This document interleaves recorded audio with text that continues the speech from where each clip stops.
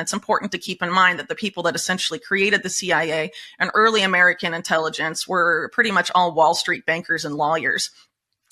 People may know about that in the case of, rather infamous CIA directors like Allen Dulles being from the Wall Street law firm Sullivan and Cromwell, but the leader of the OSS, which is sort of the precursor to the CIA, Bill Donovan, was also deeply tied to Wall Street, and even former CIA deputy directors from just 20 years ago have essentially said the CIA has always sort of been bankers. And so, bankers and organized crime, a lot of them are interested in, wealth and ultimately rackets. So if you think of organized crime sort of as its own entity and sort of take away all the associations we have with it because of Hollywood and all of these other narratives, essentially what it exists to do is expand the rackets that are lucrative and perpetuate them infinitely.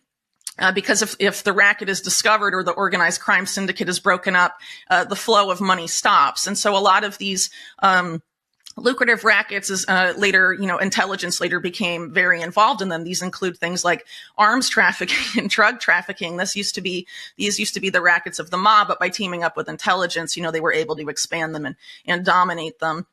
And as a result, a lot of the Wall Street banks have become sort of dependent on money laundering. The income they make from money laundering from all of these like illegal rackets has become, really critical to their operations. And people like Catherine Austin Fitts have argued that if, the drug trade were actually to be stopped in any meaningful way, we'd see a collapse of some of the biggest banks in the world.